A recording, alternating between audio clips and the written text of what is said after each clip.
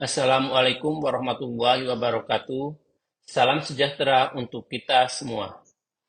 Yang terhormat Ibu Dr. Imas Masriah, SPD, MPD, selaku dosen pengembangan SDM dan manajemen kinerja. Yang kami hormati Bapak Ibu semua. Pada kesempatan ini, kami kelompok 5 dengan saya, Desi Wianto, dan rekan saya, Irma Heti Siregar, akan mempresentasikan tentang human resource.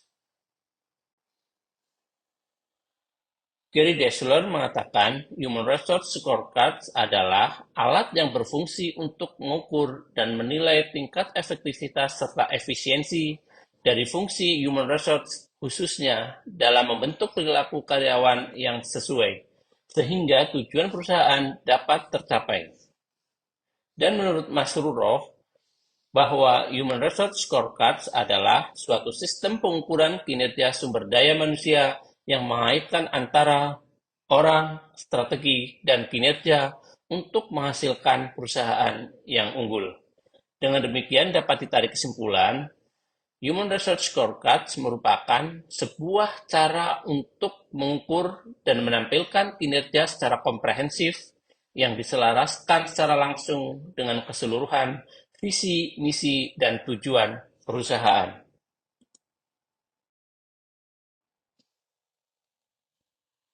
Dengan menggunakan instrumen Human Resource Scorecards ini, perusahaan mendapatkan keuntungan antara lain dapat menggambarkan peran dan kontribusinya Human Resource kepada pencapaian visi misi perusahaan secara jelas dan terukur.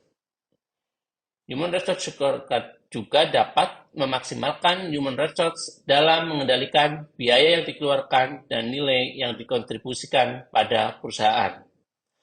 Kemudian yang ketiga, Human Resource Scorecard juga dapat memberikan gambaran yang jelas hubungan sebab akibat antar departemen. Dan yang keempat, Human Resource Scorecard dapat memaksimalkan human resource secara profesional dan mengelola tanggung jawabnya yang strategis. Dan yang terakhir, Human Resource Scorecard itu fleksibel dalam pengimplementasiannya.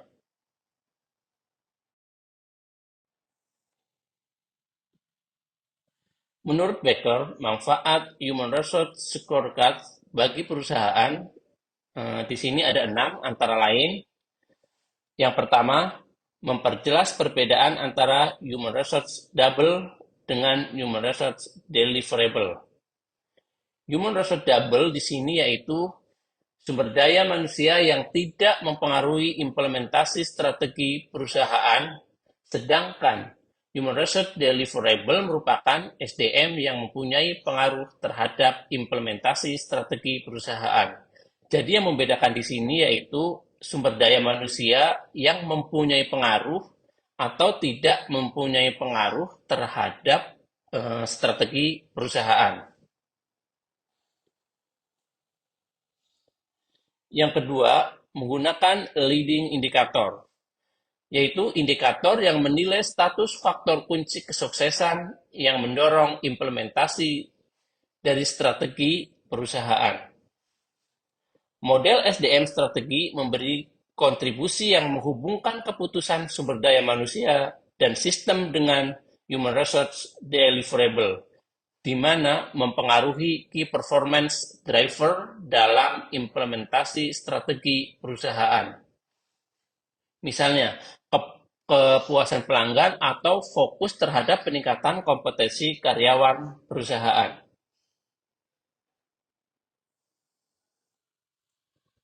Ketiga, mengarahkan profesional SDM secara aktif mengelola tanggung jawab terhadap implementasi strategi perusahaan. Keempat, menyeimbangkan proses penciptaan nilai human resource value proposition dengan pengendalian biaya di satu sisi, dan di sisi lainnya memberikan investasi yang diperlukan oleh perusahaan. Yang kelima, menilai kontribusi sumber daya manusia terhadap implementasi strategi. Jadi, dengan Human Resource Scorecard, perusahaan dapat menilai mana SDM yang memberikan kontribusi terhadap strategi yang sudah ditetapkan oleh perusahaan, sehingga perusahaan berjalan sesuai tujuan, visi, dan misi yang sudah ditetapkan sebelumnya. Dan manfaat Human Resource Scorecard yang terakhir atau yang keenam yaitu mendukung perubahan dan fleksibilitas. Dengan instrumen Human Resource Scorecard, perusahaan tidak usah khawatir terhadap perubahan karena Human Resource Scorecard ini fleksibel terhadap terhadap perubahan yang akan dilakukan oleh perusahaan.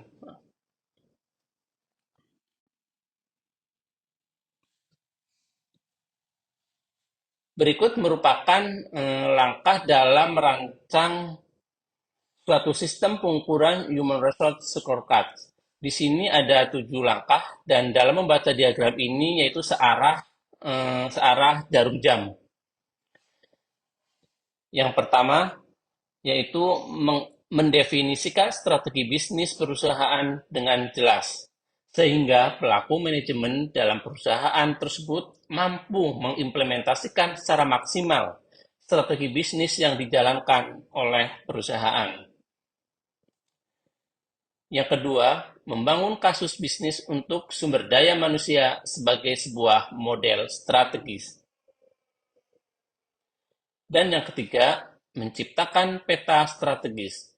Dalam hal ini, perusahaan harus sudah memiliki arah strategi apa yang akan digunakan oleh perusahaan agar tujuan perusahaan dapat tercapai. Yang keempat, mengidentifikasi human resource deliverable dalam peta strategi sehingga jelas pemanfaatannya. Yang kelima, menyelaraskan arsitektur sumber daya manusia dengan human resource deliverable. Dan yang keenam, merancang sistem pengukuran strategis. Sistem pengukuran strateginya harus sudah dirancang dari awal, sehingga perusahaan dapat berjalan sesuai rel atau strategi yang telah disusun sebelumnya.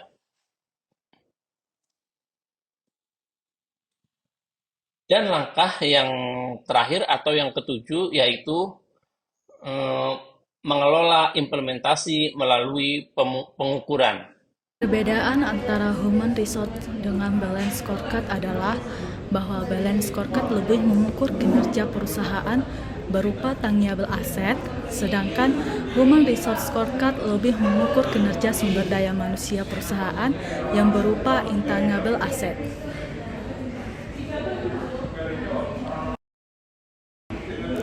Manfaat Human Resource Scorecard. Human Resource Scorecard memberikan manfaat yaitu menggambarkan peran dan kontribusi sumber daya manusia kepada pencapaian visi perusahaan secara jelas dan terukur agar profesional sumber daya manusia mampu dalam mengendalikan biaya yang dikeluarkan dan nilai yang dikontribusikan dan memberikan gambaran hubungan sebab akibat.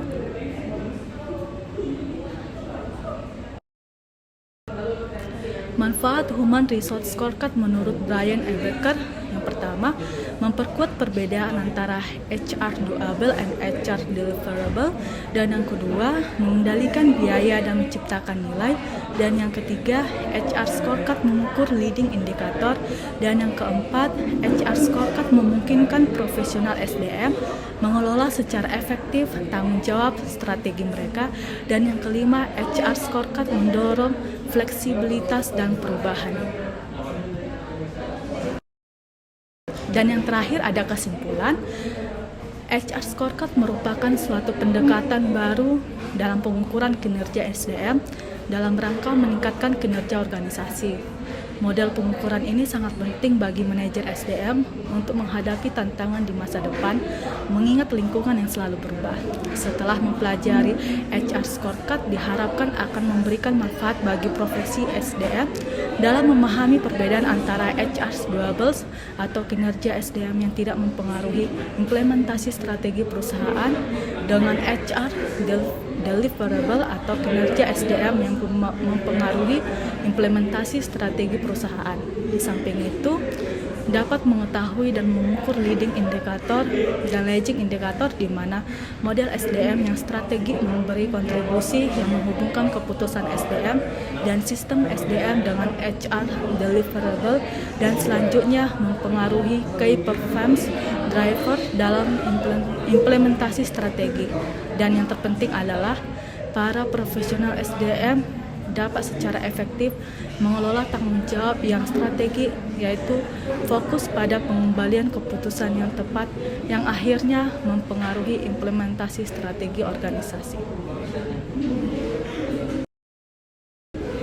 Sekian dan terima kasih dari kelompok 5, kurang lebihnya kami mohon maaf. Assalamualaikum warahmatullahi wabarakatuh.